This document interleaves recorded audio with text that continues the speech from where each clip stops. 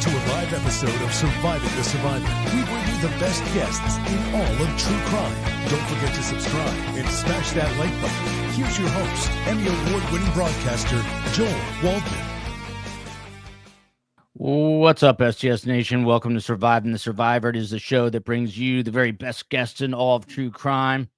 And we are here. We are supposed to be covering the Donna Adelson hearing today, case management hearing. And once again, the pool camera is not up, and we are at the behest of the pool camera. So I apologize. The COE and Space Coast are working on getting us some stuff. I do see you guys mentioning the other channel. He lives there and is able to just plug in, which we are not able to do. So we're going to try to get, we're obviously on the fly here. We're going to try to get you some information. IGG Rocks checking in with us. Spacey Dove Talk Life. Some new names here. Porky's Pal.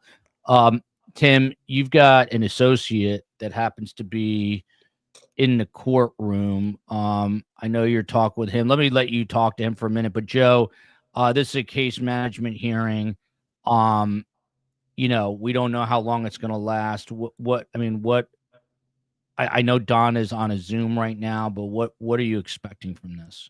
I don't know. Usually these are fairly routine. They are updates on whether the discovery deadlines are being met and items like that. But I don't know whether they're going to do anything more than that, or whether there will be an issue as to whether they're on target for the August trial date. The COE is feeding me info here. This is Josh Zellman speaking before the judge. He says, Your Honor, we're still working to meet the discovery cutoff, and we'll let the court know we're making our way through the emails. We have made headway. Then Jackie Fulford, who's Tim's associate, says she looks a little worn out today. She says the motion we made for new cutoffs, we're going to need additional time to get things done. We're going to need to take more depositions, file more motions. We need more time. Judge Stephen Everett, who I caught a glimpse of on another shot, looked jovial. He says these dates have been extended multiple times. This is something I would consider, but I need more specifics. Josh Zellman responds by saying, I'm hoping to file all motion in limines by next week. Most have already been filed. In prep for Friday's hearing, which is the long motions hearing, he says we intend to submit a flash drive with updated information. And he asked the judge, do you also want us to include all materials on the flash drive so it's all on one location? So, Joe, let me start with you. I mean, the headline here is the defense says they need more time, that they have not been able to go through the discovery. We know they got those 100,000 emails, and there's a lot to go through.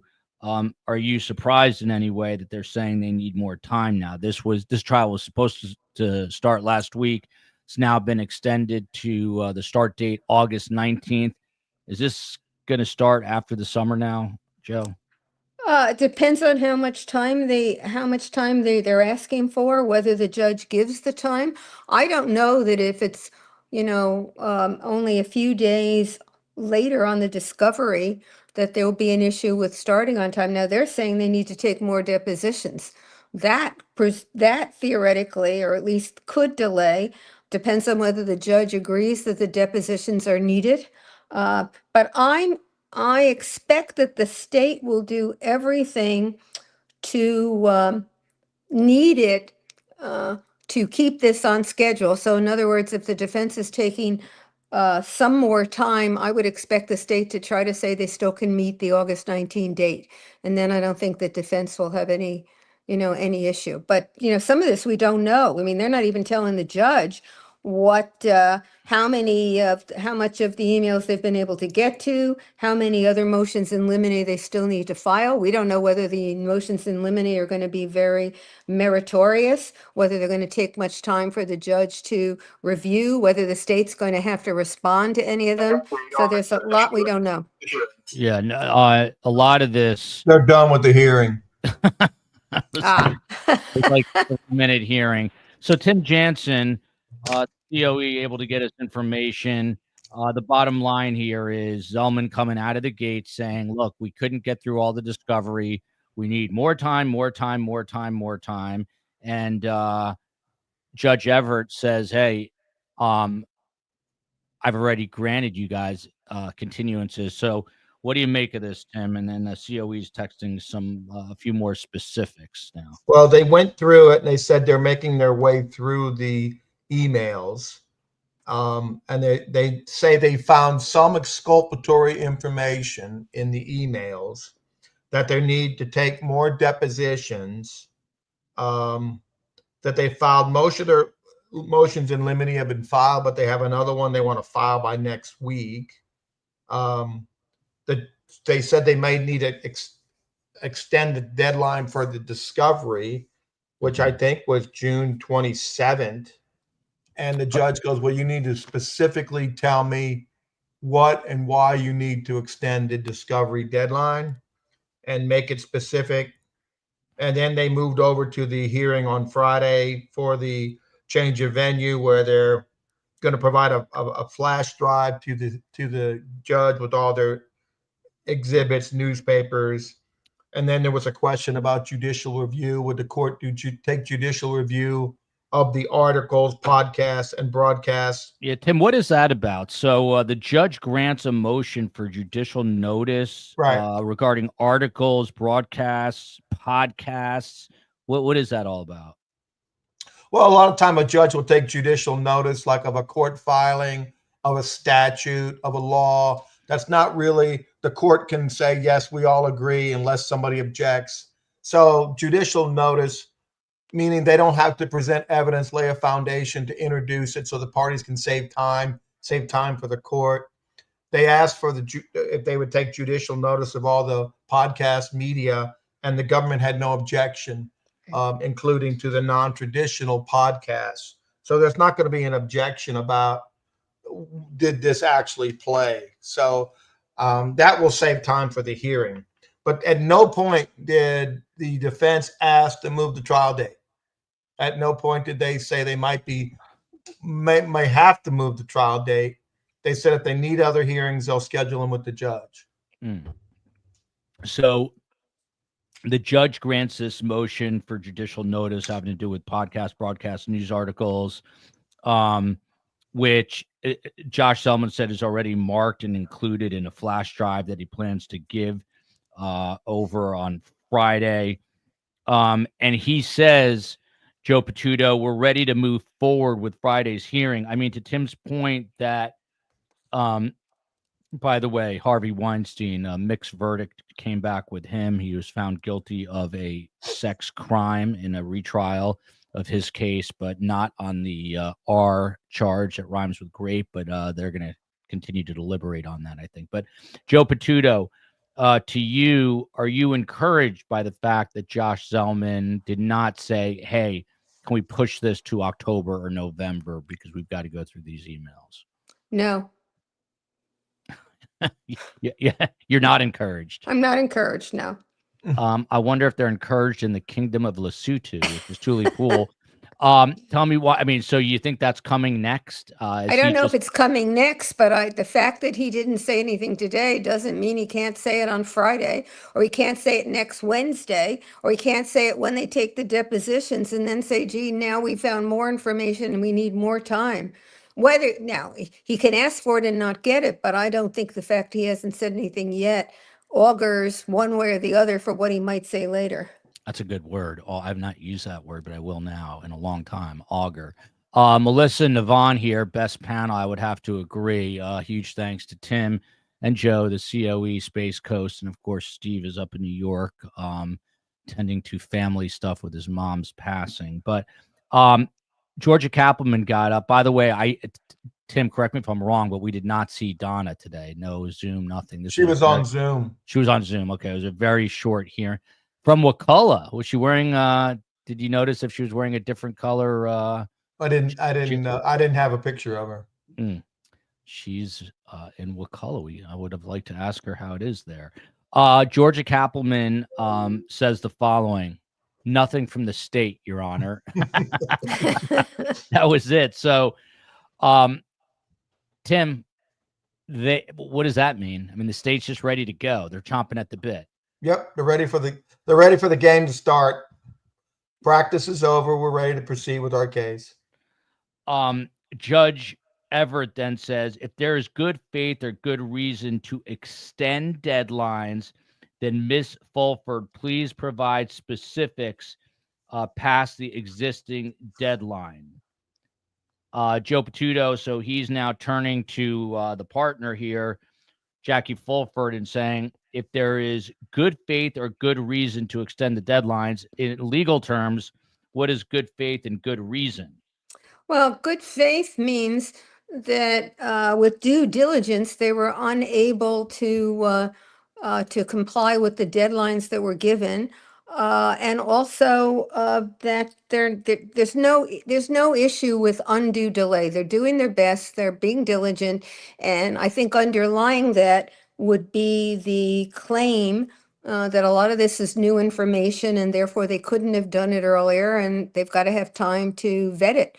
I expect what the judge will do once they provide more particulars is if there are items in there that were not things that they got, last minute or within the last month or 2 months, he's going to be more unwilling to give them extra time. But if they're going to show things that are newer, that are specific to some of the information they got, and they can make a showing that they've got to go out with, particularly with the depositions, and do more, that's a different case. And that would be if they can make that show in good faith.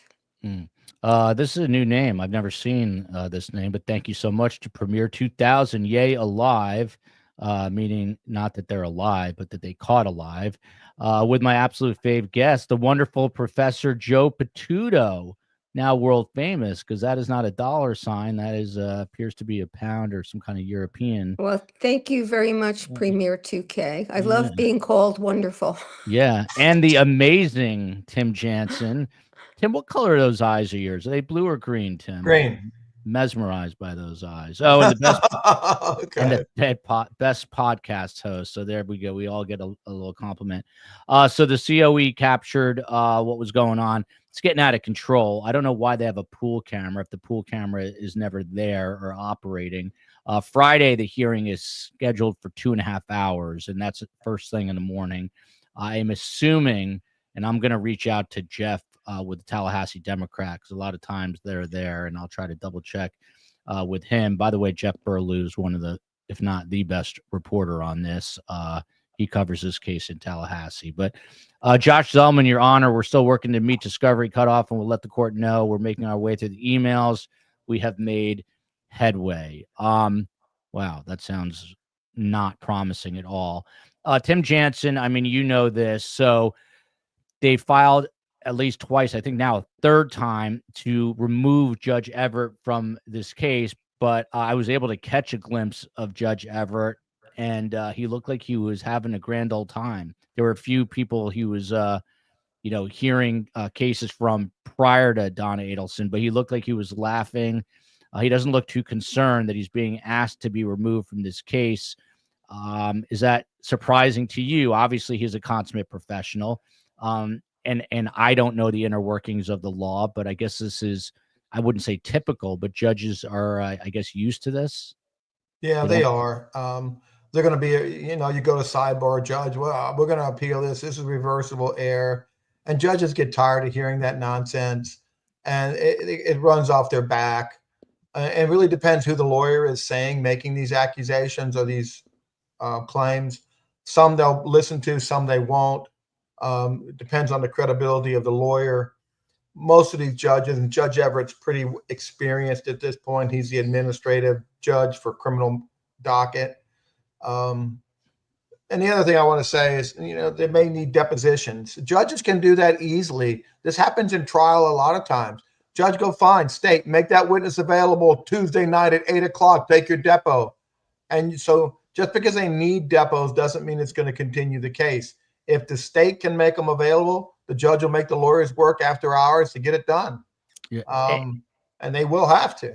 Tim, what else? I mean, what do we know about this thumb drive that's going to be handed over on Friday? Like what's on there? What do we think? It's going to be all the pretrial publicity, all the reports, all the they might probably have all the airings by the local paper and the TVs. There'll probably be podcasts in there. Probably maybe Dan's interview in there. Is this all? Is this I hope not. Is this all to make the case for a change of venue? Yeah. So they're going to have it all. And that's going to, and what now? The judge has to go and watch 10,000 hours of this stuff. And that's why he's asked for them to put it on a flash drive so the judge can see it. I do not expect him to rule on Friday. What he'll do is he'll collect all the evidence, give him a fair hearing, a full fair hearing, and I'll reserve judgment. And then by Tuesday or Wednesday, he'll issue a ruling denying change of venue with the understanding that he believes this community, we believe that we can possibly pick a jury. Let's go through voir dire and see if we can pick a jury. If we can't, then we'll take it up at that point. This is a COE, basically being a court reporter, transcribing. She's fast on the keyboards. Jackie Fulford said, and Jackie looked a little haggard. I don't want to beat up on her, but the motion we made for new cutoffs, we're going to need additional time to get things done. We're going to need to take more depositions, file more motions. We need more time. And Joe Patuto doesn't sound too confident about this necessarily happening August 19th. I mean, Joe, I don't want to put you on the spot, but I did hear from Ruth, who was anxiously awaiting this. I mean, what do you think's going on in their minds? Ruth, Phil, Shelley, who've got, they're the real victims here, getting dragged through this whole process. Yeah, well, I can't really put myself in their minds, in their place, but it's got to be extremely frustrating, extremely, disappointing. I mean, this has been going on for many, many years. This trial was supposed to go last October. Then it was supposed to go a week or so ago.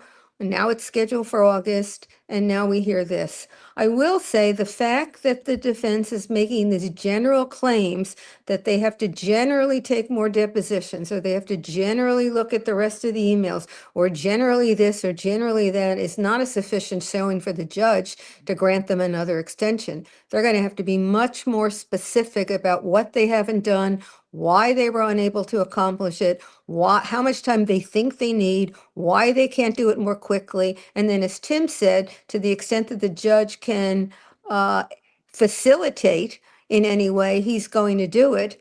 And again, the state says it's ready. So it's not going to be the state that then says, okay, now we need time.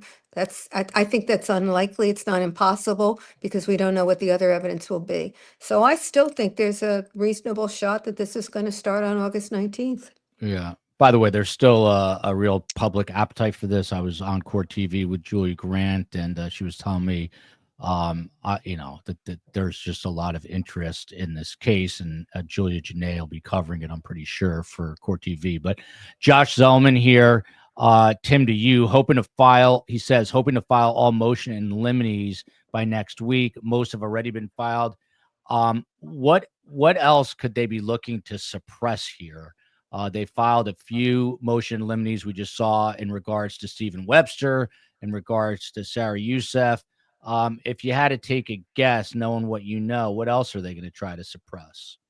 Well, I think that, haven't they already filed one on Robert Adelson also? Yeah. Yes. They filed him. I would think that I don't think anything from the emails, because I think Sarah said they did not plan on using the information in the emails. But that could change if the state has listed new witnesses. or they took a deposition of somebody in the meantime, and they believe that the witnesses may say something that's detrimental they don't think is relevant, then they have to file a motion in limine. The whole reason you do that is so that the judge can rule ahead of time, so that the witness doesn't blurt it out in trial. Then you have to asked for a mistrial or get a curative instruction. And this puts the parties on notice, and the judge can tell the prosecution, you talk to this witness, make sure they don't blurt this out. This is not admissible in my trial. Because otherwise, witnesses can say all kinds of things. It comes out, and you can try to fix it, but once the genie's out of the bottle, it's out there. Joe Patuto from Mary Binney. We'll go to this question. I've got a few for you. And then, guys, after this, I'm going to scroll to the bottom. You've got Tim and Joe for a few more minutes, and we'll go through some questions, and then I'll let them go. But Professor Joe, is this a ploy from the defense? There's that funny spelling of defense, because it seems like they always are asking for an extension. Is this some sort of 4D chess on the part of Donna Adelson and Josh Zellman, or is this just straight up, hey, we need more time?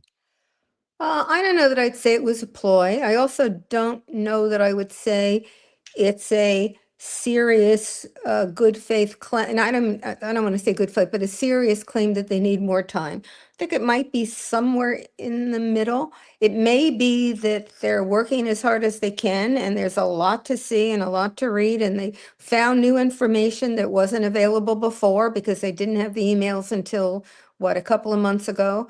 And now they found it, so it can all be above board. It may be that they're not working as efficiently and as expeditiously as they could to get through all the information. And if that's the case, when they make their showing to Judge Everett about why they need more time, some of that information might come out.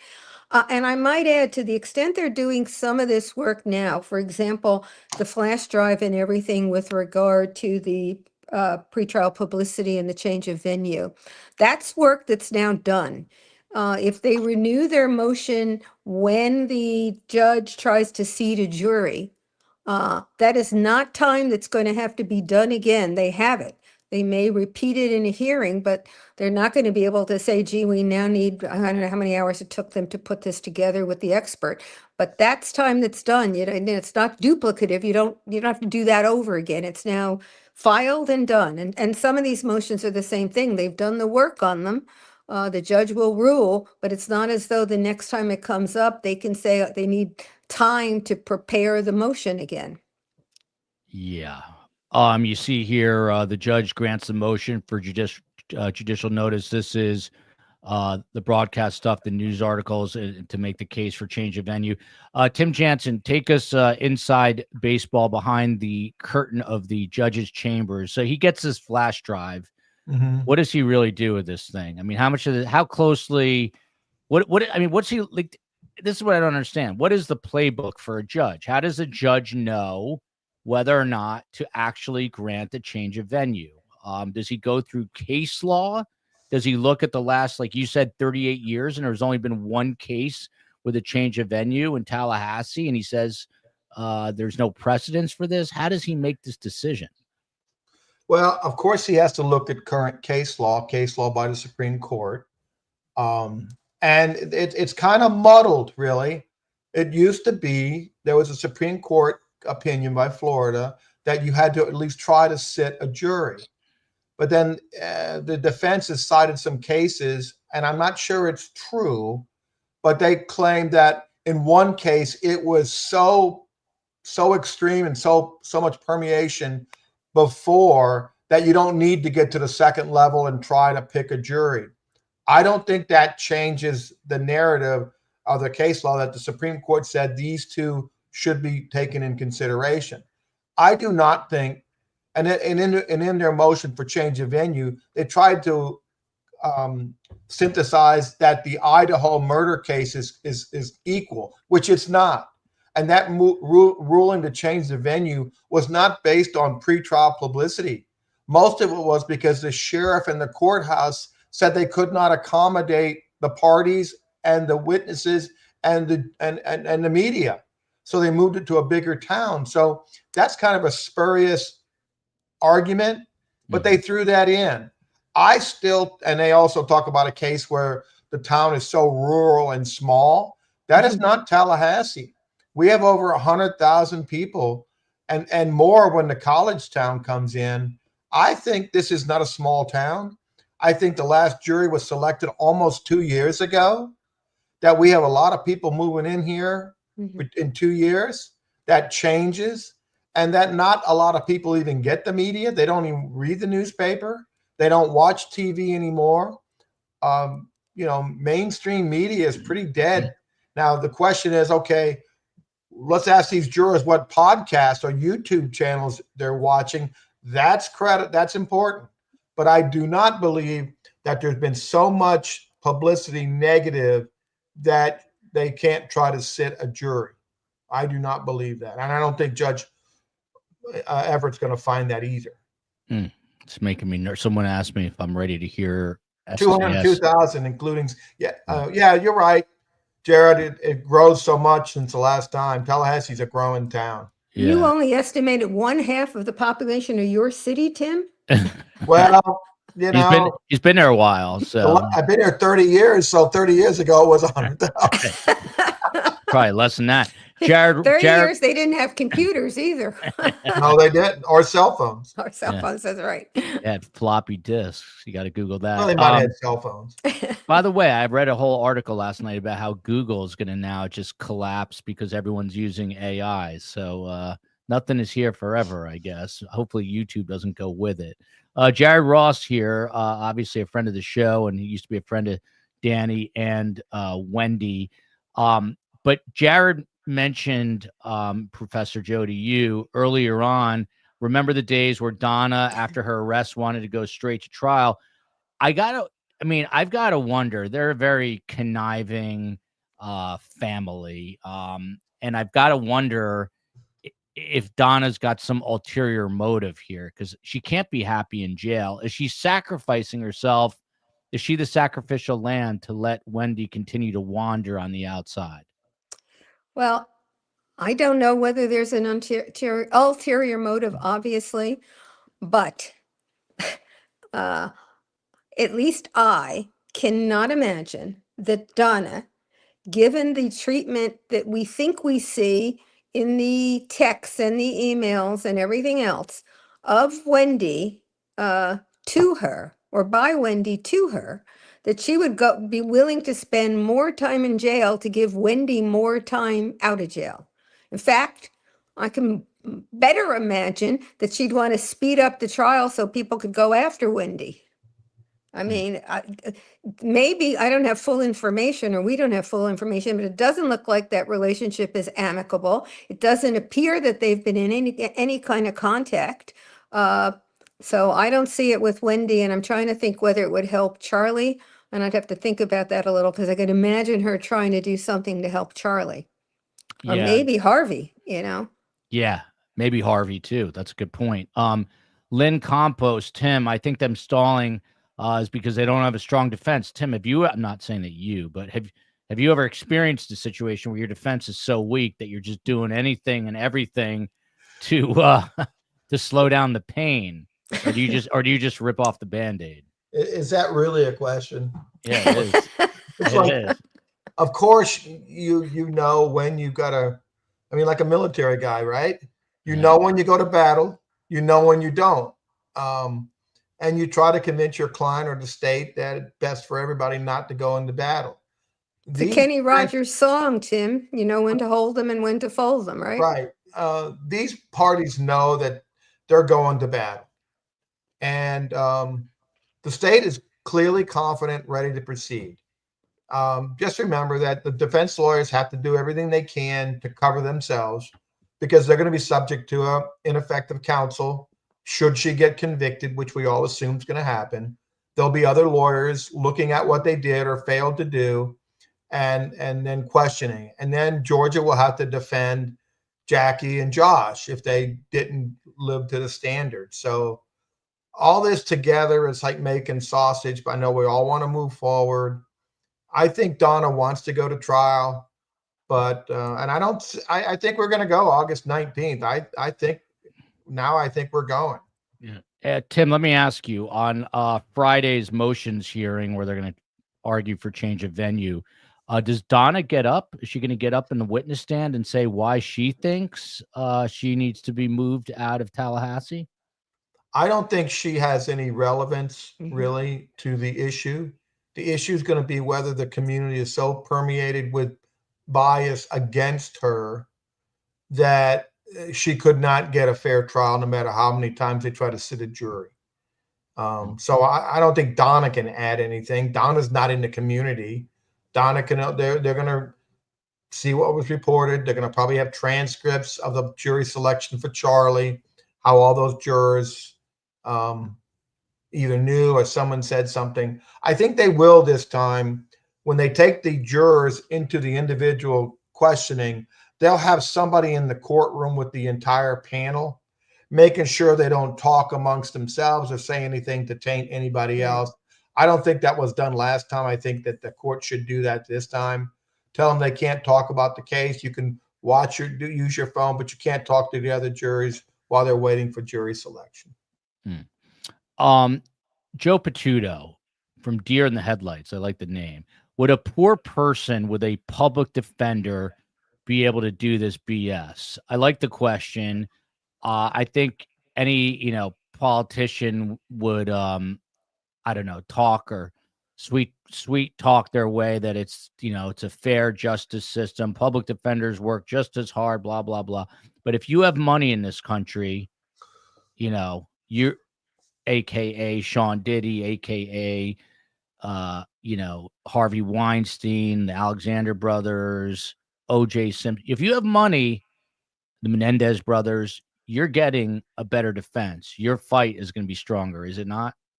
I think you're getting a more expensive defense. I'm not willing to say it's always a better defense, because highly paid lawyers can be cannot be are not always as familiar with the criminal law and doing trials as the public defender's office. I mean, they're very experienced at it.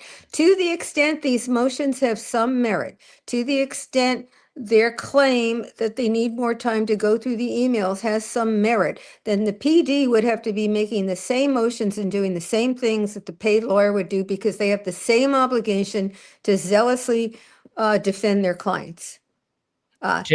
Yeah. Tim, speaking of highly paid defense attorneys, do you agree with this? I mean, have you seen public defenders who bring as much to the table as Tim Jansen does?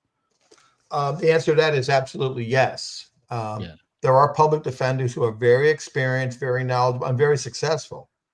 And you have some private lawyers who are not known to try cases. They get a reputation like Shapiro and OJ. He was not known to try cases. He was a deal maker. So we have lawyers in this community that do not try cases.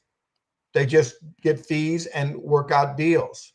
So if you need a trial, you can get a public defender who's got more trial experience than some of the private lawyers in this town. But for the most part, the public defenders have so many cases and they have limited resources, and they can get experts and stuff, but they got so many cases, they may not be able to give the individual attention that a private paid lawyer would get, who's getting paid by the hour to work on that case. Sure, you're going to get more time with that lawyer if you're getting paid by the hour than a PD who's got 80 cases. But Tim, is that also going to be true in a high profile case like this one? Well, in what way? That they still have 80 cases, and they're not going to be able to give sufficient time or attention. well, or like Ann Taylor in Coburger, it seems like she's spending every minute of every day on it. And those, and that's why we have death penalty cases. Right. You have death quality lawyers who know a lot more about qualifying a jury for death than any private lawyer, and you have to be death qualified, or you have to get the client to waive it, because that's always an issue on appeal. But there are good public defenders who are good lawyers. Okay, they are lawyers. I know people say, I don't have a lawyer, I got a public defender. And you've got some in private and in public defender who are just not good. Okay, they have a license, but they're just not good or effective. So my question really went to the extent they're overworked in the PD's office, whether when you get a case like this, they allow that PD to devote to the one case and cover the others in a different way, covered by the other lawyers in the office. I would say yes. Here in this office, we have a public defender. The actual public defender actually tries cases. Mhm. So I think if it was a big case or something, she could take it and they could do that. I'd say it's not normal, but I mean, you're talking about a big case. Yeah, I'm You talking know, just about big cases like because that's really the that's shooting at really where the FSU, other issue. Sorry, the shooting at FSU, the kid that right. shot and killed 2 people. They have a special unit, PD, just working on that case. Right. Okay. Because it's a little of apples and oranges. If you say, gee, the high profile guy with or woman with the big money can do more and the PD can't, it's not quite that balanced because the PD in that high profile case is also going to be able and be able to be put their best person on it. Now, I hear you about some of the resources that can be, and the experts and things, but I also think that a lot of what's money that's spent by people who have a lot of money to spend on things is chasing, what would it be, a rabbit down a hole? You have the money to look, but it doesn't mean that what they find or what the expert comes in and says is going to be that helpful. Well, there are some things that are very helpful. You can do mock trials. Right. Okay. And you can have a defendant practicing being cross-examined by good lawyers and preparing that, not coaching them, but preparing them. You got investigators like Monica out there, going out there, finding witnesses, finding impeachment, finding dirt on witnesses. I mean, that's invaluable stuff you find Right. that you may not always find, that the PD may not have. Their investigators are not as good as Monica, I can tell you that. Okay, but Monica, was Luis Rivera, did he have retained counsel? He had court appointed and they got Monica involved. Okay, so that's also available. And who got the best The deal reason in the why I'm case? pushing Who got back the a best little. deal? Yeah, that's right. With Monica. Exactly. The reason why I'm pushing back a little is that I always hear this, if you don't have a lot of money, you don't get the same justice. The system is set up, proof beyond a reasonable doubt. Relevant evidence can be excludable because it's too prejudicial. Clearly relevant evidence that would show or go a long way to showing guilt is inadmissible because somebody screwed up on the front end with regard to a Fourth Amendment violation by the state. I can go on and on and on. It is skewed in terms of the process stuff to allow the balance to be, or to try to get that balance even with the defendant who doesn't have the resources that the state has. And it does get skewed when the defendant happens to have a lot of money because he still gets or she still gets all those things that are given to the indigent. But the idea that there is that somehow the person without money is getting a bad deal all the time, which is what I hear said. I don't mean that you said that, Joe, but I hear it a lot. I don't think it's accurate. I think the way it's set up, the person without a lot of money is still getting a fair trial deal. It's the skewing on the other side, but that's to say, gee, if you can skew it, everybody should be able to skew it. And I don't think that's possible. Well, Gideon, the whole purpose of Gideon Right. was to give the poor man a lawyer, not confessing, so that they meet the very minimum threshold of due process and a fair trial. Right. And that's what the public defender does. They absolutely do that. Are they as skilled as a private lawyer that's been doing it for 30 years? No. Now, some of the public defenders who've been there a long time, very experienced, tried a lot of cases, good. But I would say there is a difference, Joe. Okay. Dr. Reinhardt, Tim, why wouldn't Georgia call Sarah Youssef to the stand to impeach Wendi, who has lied about things Sarah mentioned in her deposition? She probably will. And she may call her on rebuttal. And so she says, I'm not going to call her. Yeah, I'm not calling her my case in chief. But if Wendi goes south on me or says something different than I know that Sarah's going to give me, I'll call Sarah. I mean, Georgia said, I guess preemptively, that she was not going to call her, but you already said on a previous show that that just means case in chief. Yeah. That doesn't mean rebuttal. Right.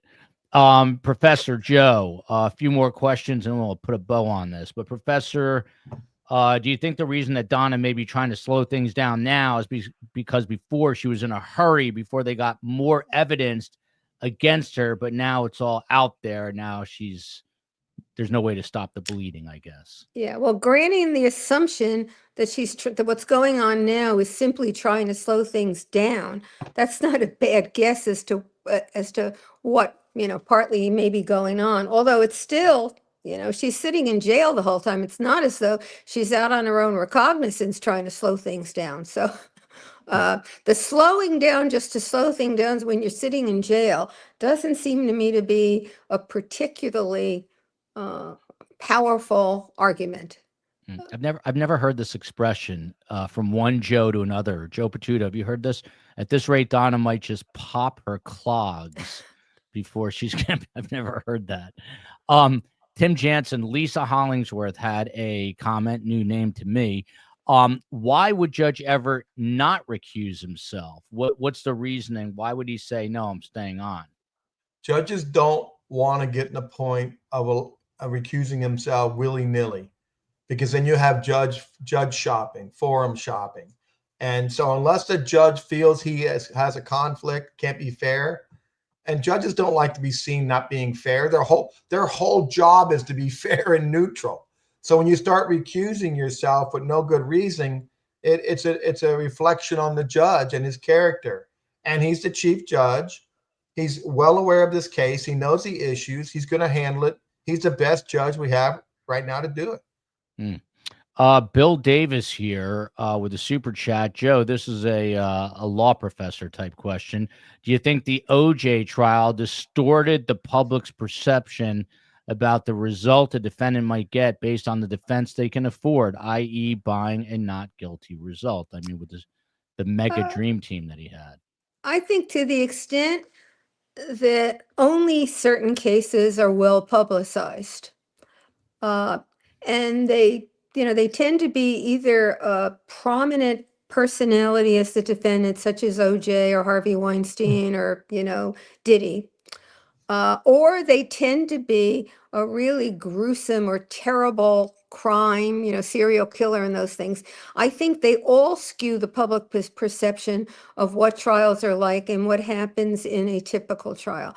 I don't know that I would single OJ out for a number of reasons. One, we've had some other examples more recently, and two, it's a long time ago, and there are a lot of people out there who, they may recognize OJ's name. I don't know that they know he played for USC or that he played in the pros a while, or, that trial happened. So I'm not sure it's the OJ Simpson trial that's done it, but I do think the fact that what we tend to see is probably not reflective of what most trials are may skew the perception some.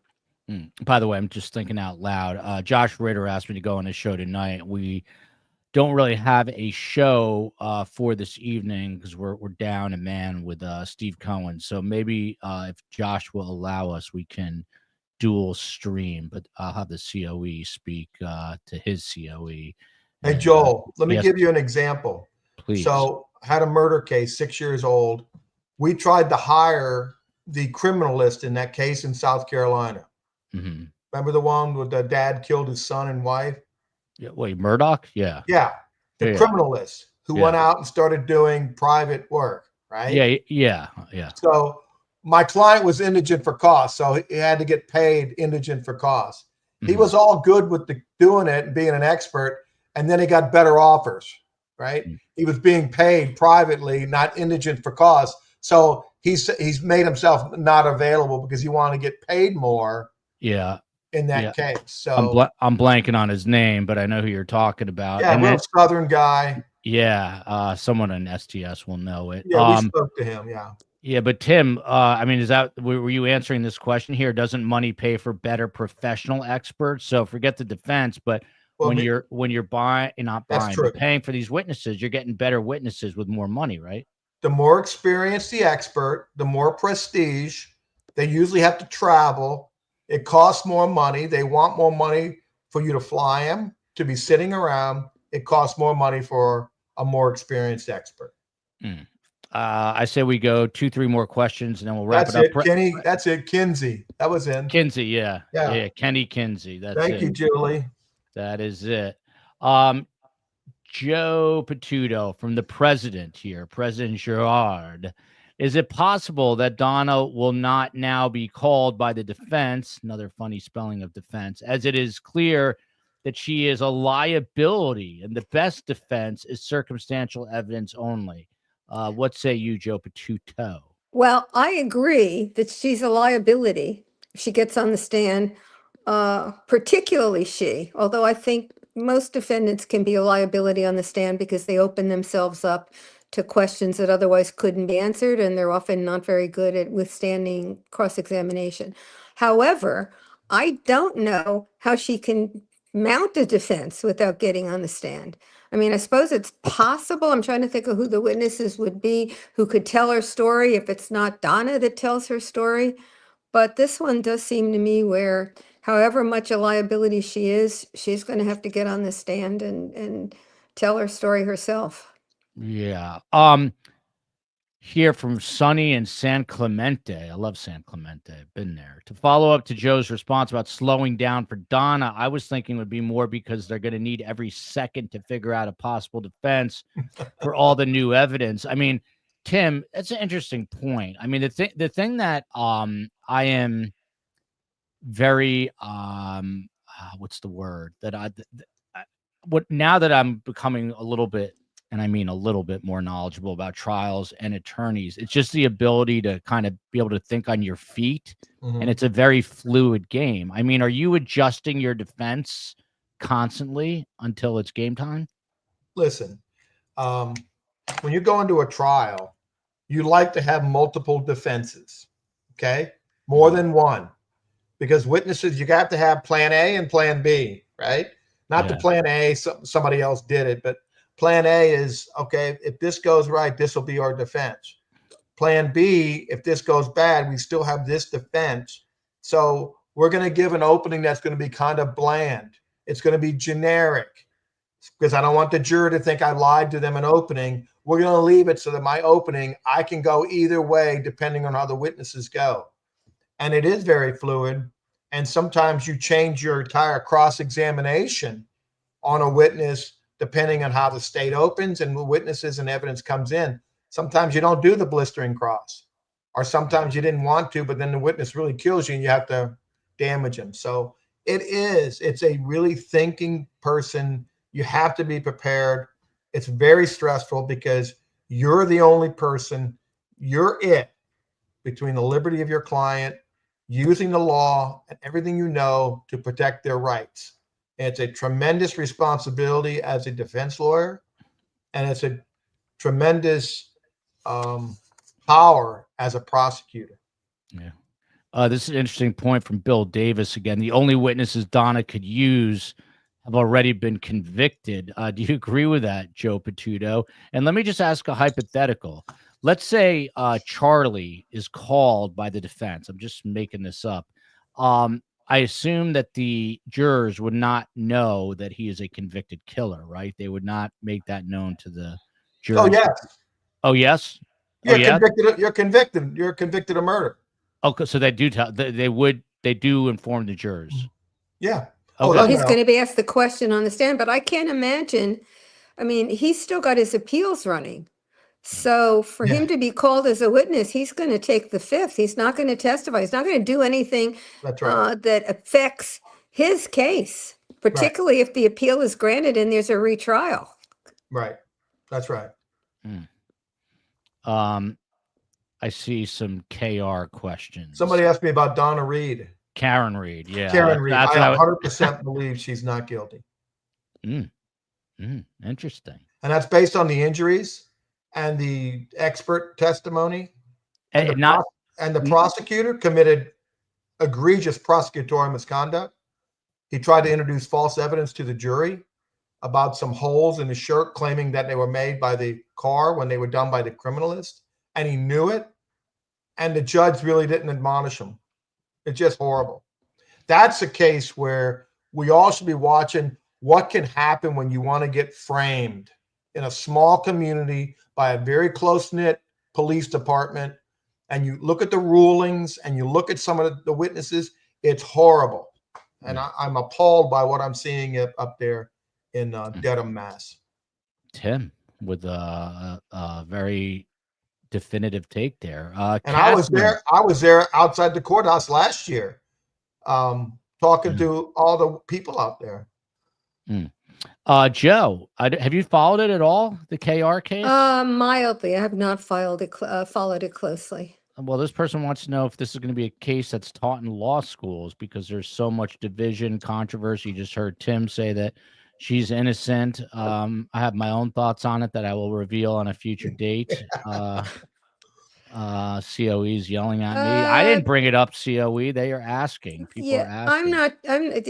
I'm not sure it'll be taught in law schools. There are a lot of cases out there. Yeah. It might be used as an illustration of a particular point. You know, Tim talked about the prosecutor trying to claim that the holes in the shirt were caused by one thing when they were caused by some other, and it was obvious. They might use that in a professional responsibility class. But the problem is, to the extent the things that are happening are really obvious, they don't make very good law school examples because the obvious things are easy for everybody. It's the ones that require a little consideration. And did the lawyer actually do what was right? Was this evidence, did it go towards guilt or not? Was the expert testimony credible? Those sorts of things. The best teaching examples are the ones where they're closer cases, where you can make an argument on each side, because what you want students to be able to do is to see what the other argument is. Because when you're preparing your side, you do your best when you can best anticipate what the other side is going to say. And the obvious cases, there isn't much of that give and take that occurs. Mark M. Joe, this is your wheelhouse. What do you think of the not proven verdict that they have in Scotland? And would it scare the bejesus out of you both if it were considered in the U.S.? Interesting. I'm not sure what exactly the not proven verdict runs to. I infer that it's different from what we do, but let me say something about our verdict. When a jury decides to acquit a defendant, the jury is never saying it knows that that defendant is factually innocent. What the jury is asked to decide is whether the state has proved its case to beyond a reasonable doubt. So in a sense, every acquittal in the United States is a not proven verdict, because it's a verdict in which you say the state didn't prove its case. Now, as I say, I infer he's saying that Scotland's not proven is different. I don't know what Scotland's is, so I can't respond. Spoken like a true politician, not a lawyer. Tim Jansen, someone asked if Charlie was to get a retrial, if he's appealing it, obviously, would he be able to cut a plea deal in lieu of going to trial again? What would happen? Because if he gets a new trial, it means he starts all the way back in the same position that he's been charged, and his lawyers can certainly negotiate a plea for him before his second trial if he gets it. Mark M., Joe Patuto, not proven and innocent are both acquittals. Yeah, but the jury's never. Now, it may be in a particular case when the jury decides and comes back with a not guilty. If you polled them, they'd all say, gee, we were certain to a moral certainty that he was innocent. But that's never the decision that the jury makes. So you never get a decision from a jury in a criminal case that the defendant is innocent. The decision, the acquittal, is the state didn't prove its case beyond a reasonable doubt, period. We'll make this the final question, and we'll get some quick final thoughts. But sensing that jury instructions, Tim Jansen, will be highly crucial in this trial. Thoughts on that, Tim? Yes, you may infer guilt if you find consciousness of flight to flee the jurisdiction and prosecution. You may infer guilt of the defendant. And they're going to prove that she fled to avoid prosecution. Slam dunk. And they're going to have that other explanation that she gave at one of those hearings, which was they were just going to take a vacation, and they were picking Vietnam. They wanted to pick Vietnam because they wanted to be able to be in control when they came back, and they didn't want to sit in a jail in some, I don't know what third world country they were talking about forever, which is even a better, I mean, of all explanations, that's the one I don't think I would have gone to. How the hell does a judge also know, Tim Jansen, what the rules are for jury instruction? Like, how do they know all Oh no, that? they're standard. We have jury instructions for every offense. There are some that have to be made Right. particular based on the facts, but you go through a list of, is this present? Did the defendant testify? Did the defendant not testify? Did the witness have a prior conviction? Okay. Was there a plea deal? Did the witness say something different? So those are all standard. And then the law, the statute for each crime has a specific instruction. And you said, go ahead, Joe. I was just going to say, I was the principal drafter for the jury instructions in criminal cases in Nebraska. And there was a movement in criminal cases over the years to allow them to be more fact specific to a particular case. It used to be the jury instruction would be he or she, even though you had a woman as a defendant, or you had a man as a defendant, or it would talk about facts and circumstances that were not in the particular case. So they're general instructions.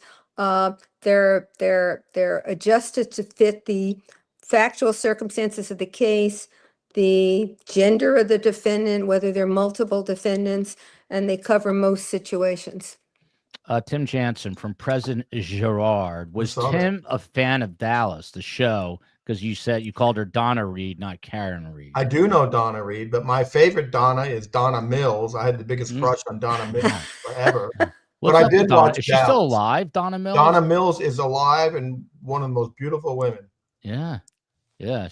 I was just talking about Phoebe Cates, my 1980s crush. But Donna Mills isn't bad. Donna Mills isn't bad. How about Bo Derek? Bo Derek running down the beach with her aides. Yeah. All right. This is a conversation in which I can't participate. It's a little impolite.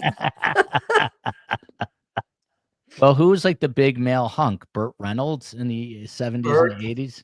Who else? Who else was like the male stud in the 70s? Burt Reynolds. Gregory Peck. Gregory Peck. Maybe he's a little earlier. I think he's a little earlier. Sean Connery. Maybe Clint Eastwood. Clint Sean Eastwood. Connery. He was the original. I always thought. But I wouldn't go around semi-salivating, which is what which was the vibe I was getting from you two.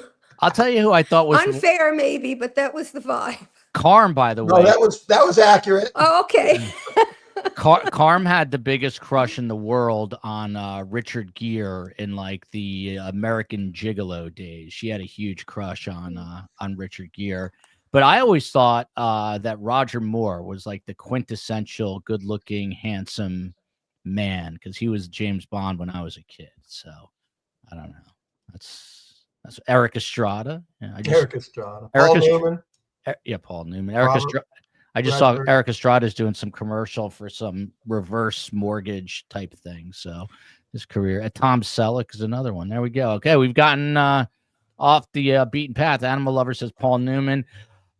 Joe Patuto, what does your crystal ball say? Is this going to start on August 19th? What else could possibly go wrong? Well, the first question I already answered. I do think it will go on August 19th. What else could go possibly wrong?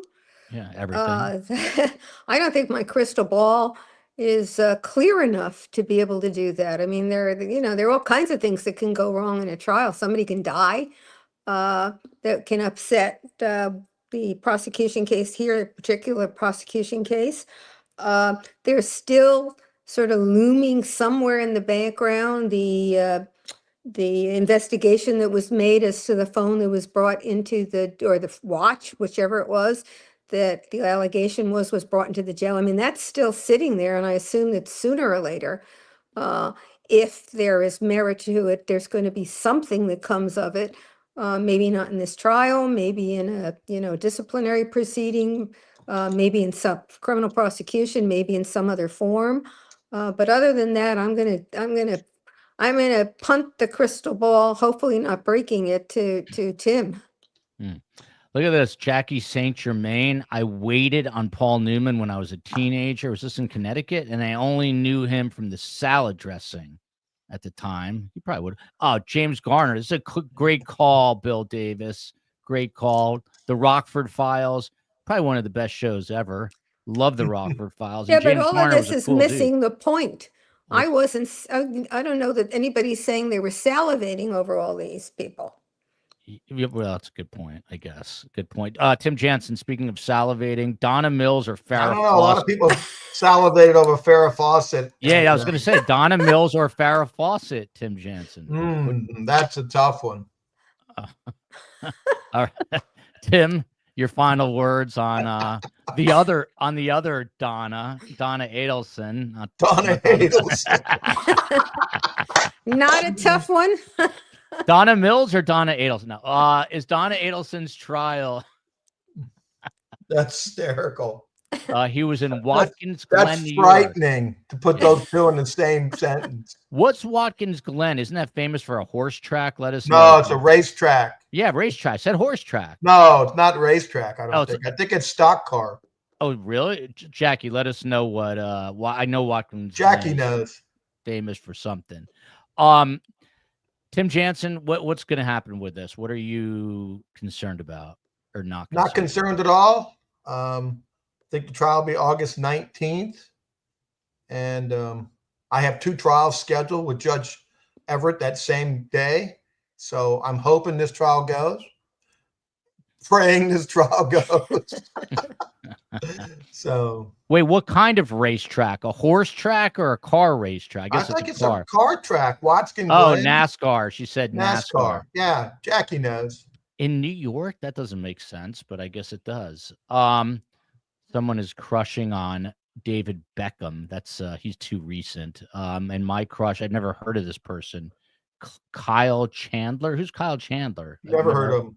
Never heard of him either. Maybe that's her husband. Sweet and Sour. Is that your husband? That would be sweet. Also, look at this. The birthplace of the Corvette is Watkins Glen. Wow. The things that you learn. The things that you learn. Well, listen, Joe Patuto, Tim Jansen, as always, I can't thank you enough. I'll be bugging you to hopefully join us Friday morning when hopefully we have video. But if we don't, it's proof positive right here that we can do a show without video. So there you go. Thank you both for being here. This is why we're here, right here. Dan Markel, Justice for Dan Markel. We'll put the link in the show summary, and watch me on Courtroom Confidential. We'll try to maybe dual stream that tonight. We're talking Donna and a bunch. I think we're talking Diddy too. So we will get you caught up on that, and then we'll be back tomorrow. Love you, America. Love you, Jersey. Love you, Tallahassee. Justice for Dan Markel. Thinking about Ruth, Phil, and Shelley. Stay strong. The trial's coming.